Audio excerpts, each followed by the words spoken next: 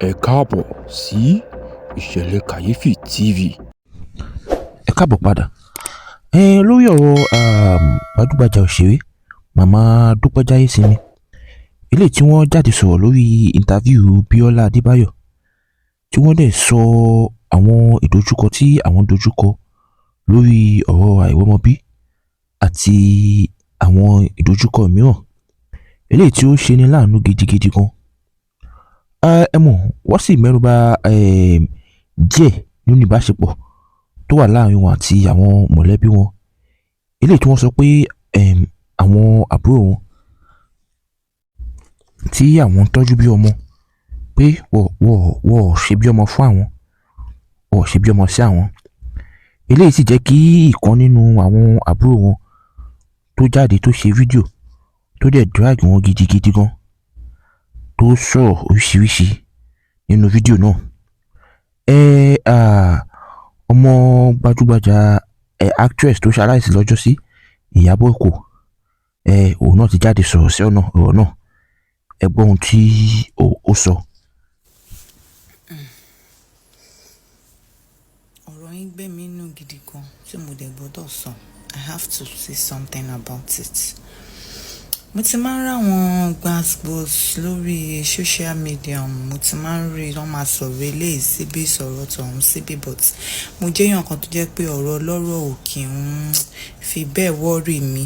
Tó bá jẹ́ pé bóyá nǹkan tó ń sọ lórí èèyàn kan àbí pé kíní tí mo rí pé ọ̀rọ̀ yẹn fẹ́ ta mọ́ mi ọ̀ ta mọ́ àwọn tí mo mọ̀ rí,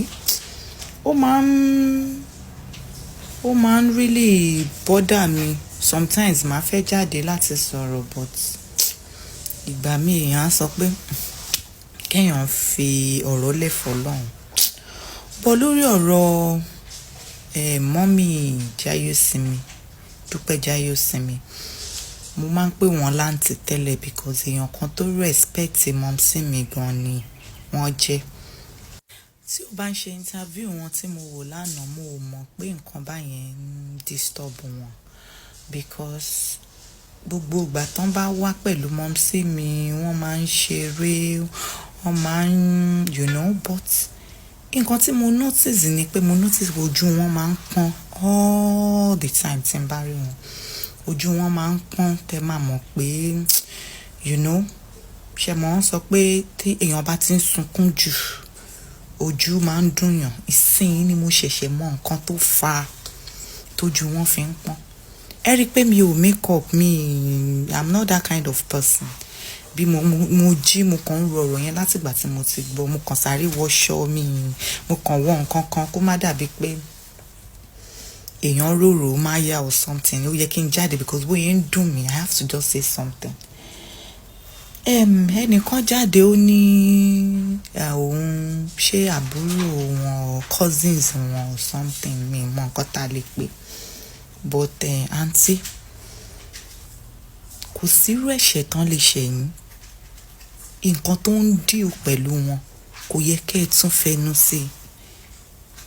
Bẹ́ẹ̀ ṣe ń tara lórí fídíò yẹn tẹ́ ń jókòó tẹ́ ń ṣàn, ó dàbí pé nǹkan tán ṣe fún yín jù báyẹn lọ. Gbogbo ọ̀rọ̀ tẹ́ ẹ sọ so far ni pé ẹ bá wọn fọ pátá menstruation, ẹ bá wọn talẹ̀ dádì yín, wọ́n ṣe gbá wọn ṣàwò. Kò ń ṣerú àsìkò ilé yẹ kẹ́ jáde kẹ́ máa sọ gbogbo yẹn. Èèyàn pé 60 years old kò lọ́mọ, ó dẹ̀ jáde ó sọ experience ẹ̀, ìrírí nǹkan tán ti rí tójú àwọn ti rí, ẹ wá jáde lẹ wá ń fò sókè, ẹ ń tutọ́ sókè, ẹ ń fojú gbà. Kí ló dé sójú báyẹn lọ ni? Nígbà tí ò ń ṣe pé bóyá wọ́n lùyàn lọ́mọ pa, because bẹ́ẹ̀ ṣe ń ṣe ó dàbí pé bóyá wọ́n gba kidney yín wà lọ́wọ́ wọn. Mi ì mọ̀ wọ́n, àti Dúpẹ́, mi ì mọ̀ wọ́n léèyàn kan tó jẹ́ pé èèyàn tó máa ń ṣe, tó máa ń kanra ọ̀ pé kíní. Throughout ìgbà tán wà pẹ̀lú mọ́mísì mi, a kíyàn dáadáa, a ṣe gbá ṣàwò, bọ̀ mo ṣámọ̀ pójú wọn máa ń pọ́n every time bí ìgbà téèyàn bá ṣe sunkún tán. Ṣé ẹ mọ nǹkan tán pè lágàn? àwọn tó jẹ́ bóyá bíi àwọn bíi tí mo mọ̀ bóyá bí ọ̀rẹ́ bí ará bí iṣẹ́ tí wọ́n kàn ní little problem àwọn bí ọmọ 30 years old 35 years old tọ́hàn tí ìrọmọ ẹ mọ nǹkan tí wọ́n ń pass through ẹ mọ bọ́n yẹn máa ń ṣe bí ẹni torí ẹ̀ ti yí ṣé ẹ mọ̀ pé ẹlòmíì kò sí bẹ́ẹ̀ ṣe lè gbọ̀rọ̀ sára èmi lè má gbọ̀rọ̀ sára bẹ́ẹ̀ bí mi ṣe wà tí ẹnìkan bá ṣẹ̀ mí ọ̀họ́ tínú mi ò dùn ọ́ tí nǹkan kan ṣe mí gbogbo àwọn tó bá wà láyè ká mi ni màmá kanra mọ́ á bọ̀sibọ̀sí ẹni tá a sọ pé ó ti lóyún kò róyún ní látàárọ̀ dalẹ́ rí èyí tó jàjà ní kinní ni ectopic pregnancy ẹ wá ń pariwo wọ́n ṣe gbá lẹ wá ń pa àwọn brọ́dà yín lẹ ń pa àwọn sísítà yín làwọn náà yẹn sílẹ̀ ẹ má ẹ tí máa mọ̀ pé àwọn yẹn wọn ti ẹ̀ ní respect rárá torí kò sí irú ẹ̀ṣẹ̀ tí wọ́n bá ṣẹ̀yìn àbí ṣé wọ́n fẹ́ ṣe orí burúkú ni àbí ṣáyé wọ́n fẹ́ bàjẹ́ ni àbá kò dáa obìnrin tọ́lọ̀ ń fún lọ́mọ ṣe àmọ̀ṣe wa ni àbí báwo náà ṣe máa ń sọ Yorùbá yẹn it's not by our own power now it's not by our own power ẹlòmíì ti máa ṣẹ́yún anytime tó bá tún wọlé ọkọ tó bá fẹ́ bímọ Ọlọ́run máa fún lọ́mọ wá ẹlòmíì ò tiẹ̀ ní mọ kò tiẹ̀ ní ṣẹ́yún rí ó dẹ̀ máa ní problem Ọlọ́run gbọ́ mo fi títóbi Ọlọ́run ṣẹlẹ́rìí tó bá jẹ́ pé mo mọ̀ nígbà yẹn táwọn tẹ̀lé mọ́mísí mi kiri tí mo mọ̀ yí pé nǹkan kan báyẹn ń ṣe wọ́n torí mọ́mísí mi aláṣìírí ni wọ́n ń sọ̀rọ̀ èèyàn mi kọ̀ kí n sọ yí pé òkè má ṣe surrogate fún wọn mo sì lè jáde bí mo ṣe wà í gan tó bá yẹ pé there is anything that she can do tó yẹ pé wọn ti wọ menopause tán bá lè lọ àwọn medical kini ma understand if they can I can carry her baby for her for free ẹ̀gàn yìí ti pọ̀ jù kí ló dé kò sí ó ní láwọn nǹkan kan míì tó jẹ́ pé téèyàn bá ṣe fún yàn wá worú condition tẹ́niyẹn wà wá you will forgive and forget it you don't need to come outside it's really ibẹ̀ ṣe ìwà yín ibẹ̀ ṣe jáde yẹn ó really show wípé you are pained. You have that woman in your mind. Tó bá ti ẹ̀ ṣe nǹkan tí ò dáa ìbẹ́bí ni yín ẹ̀ lè pè wọ́n lórí fóònù kẹ́ sọ fún wọn pé àǹtí mi àbí mọ́mì wa nǹkan tẹ́ ẹ ṣe fún wa ò dáa o débi pé nígbà tí mo wo interview mọ́mì Dúpẹ́ Jáyọ̀sími wọ́n sọ wọ́n she did not mention one name like pé lágbájá báyìí ẹ tún sọ ẹ sọ débi ọ̀rọ̀ ìyá wọn àbàdàn nìyá wọn what is your own business péyàn kan àbàdàn nìyẹ èèyàn àbàdàn ní nǹkan tó fi àbàdàn yẹ ìyá ẹ̀ ó yẹ débi pé mo mọ̀ pé kó àbàdàn nìyẹ for her mom to change her surname to her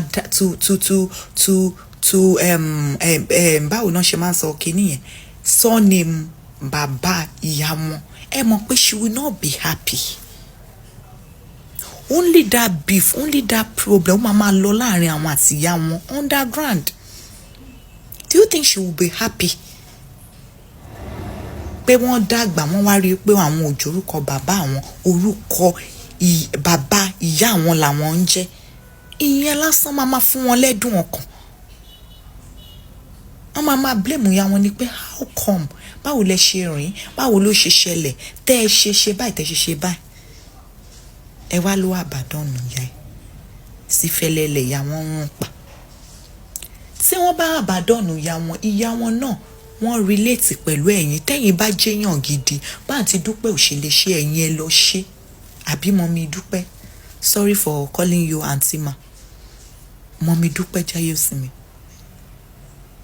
tí wọ́n àbàdàn mọ́mí Dúpẹ́ Jáyọ̀sími bá àbàdàn ìyá wọn ẹ̀yin ò ṣe lọ because mọ́mísí Dúpẹ́ Jáyọ̀sími ò ní àbúrò bàbá títí yín ẹ̀yin ò ṣe lọ túnlé ayé wọn ṣe ẹ wá wà ń bẹ ẹ ń pariwo lẹ wá mẹ́ẹ̀kẹ́ lẹ ń jókòó lẹ ń dídí lẹ ń dín ẹ ń tutọ́ sókè ẹ ń fi mú gbà who does that?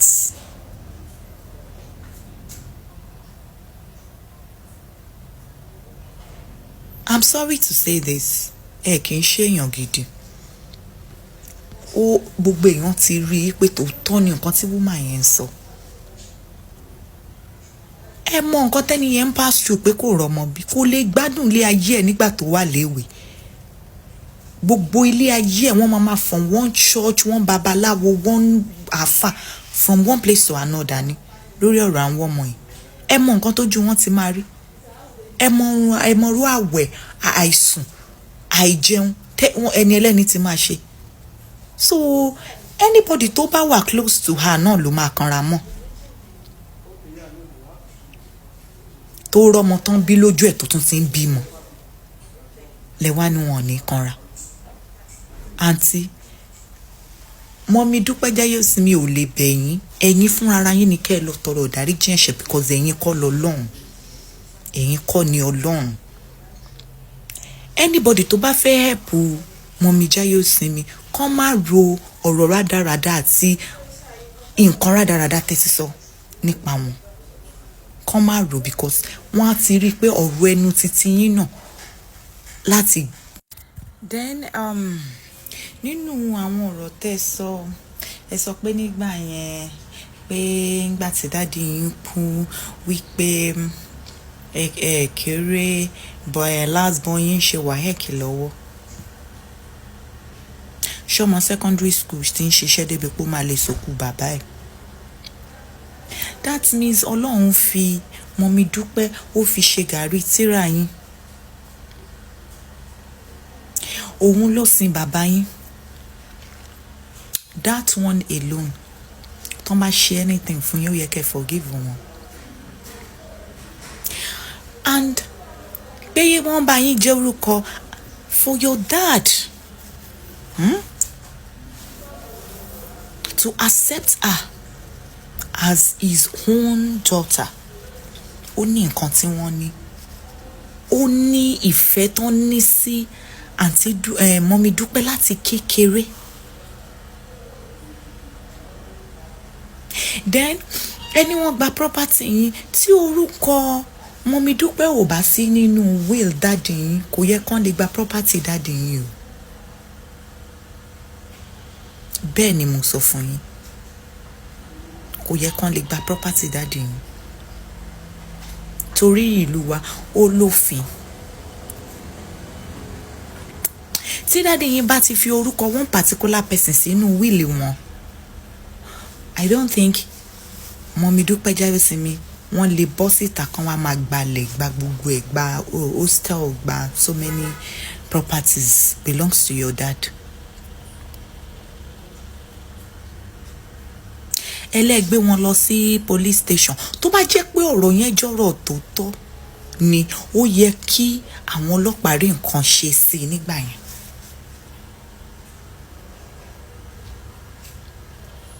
Ẹlẹ́wọ̀n secondary school ipe lọ́jọ́ yẹn wọ́n sọ pé ìwọ lọ wá bí jókòó sí yes. Ẹni wọ́n ránṣọ sí yín lọ́rùn. That means she is a good auntie for you. Ọ̀rọ̀ yìí o kò sí nǹkan tó kàn mí o. Kò kàn mí. Torí kò ń ṣe èní náà tí ń wọ́de àwọn celebrities especially Nollywood actors and actresses. Kì í ṣe ni. Náà tí ń wọ́de wọn. Mi ń fẹnu sí. Mo kì í jáde. Torí wọ́n máa ń bú mọ́ sí tèmi náà. Lẹ́yìn ìgbà tó kú wọ́n ṣì ń bú wọn. Mi jáde. Ṣùgbọ́n eléyìí èèyàn gbọ́dọ̀ sọ̀rọ̀ because ọ̀rọ̀ yẹn dé ibi bá. Báwo lèèyàn ó yẹ kẹ́ take care upon yourself. You're supposed to no, let us do something. Ìgbà tẹ́ bẹ̀rẹ̀ sí ń bímọ tẹ́ nítorí mo mọ̀ pé married woman lẹ́yìn tẹ́ wà ń lé ọkọ tó bá jẹ́ pé yàn gidi ní ó yẹ kẹ́ ti fi 1+2 kẹ́ ti ṣe everything kẹ́ ti mọ̀ bí woman yẹn náà ṣe máa jọ lọ́mọ láyé.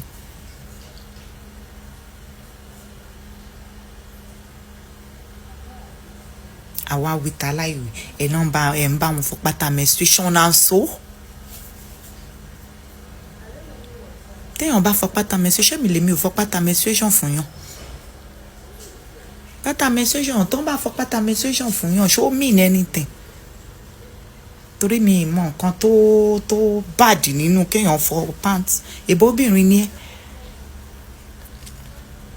láyé ìgbà yẹn dẹ̀ lélẹ̀ mi rò pé páàdì wà fáwọn ìyá wa yẹn ń gbà yẹn rag náà máa ń fold or foam náà máa fi sídìí.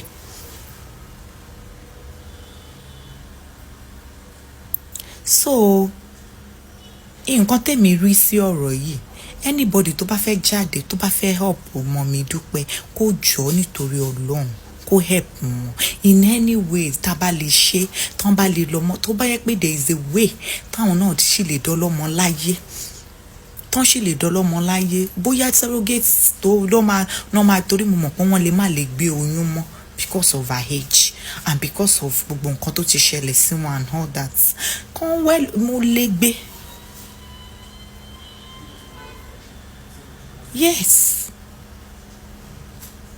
so gbogbo ohun tó ń sọ yìí tó ń jáde tó ń ṣe kinní yìí àǹtí kò dáa ẹ̀yin fúnra yín ẹ ní láti bẹ̀ wọ́n pé ẹ ṣẹ̀ wọ́n tẹ́ bá bẹ̀ wọ́n àwọn náà máa wá ṣe apologize kí wọ́n á ṣe kẹ́ ẹ bọ́sí ká jẹ́ kó má jẹ́ àtú gbogbo ẹ̀ kí ló wà lábẹ́ ọ̀run tá à ti rí kí ló tún kù kí lẹ fẹ́ sọ the only thing tẹ́ lè fi sọ pé bóyá máa sọ pé àǹtí Dúpẹ́ Mọ́mì Dúpẹ́ ṣe nǹkan tí ò dáa kìíní kan ni pé bóyá ẹ máa sọ pọ́n pa yín lọ́mọ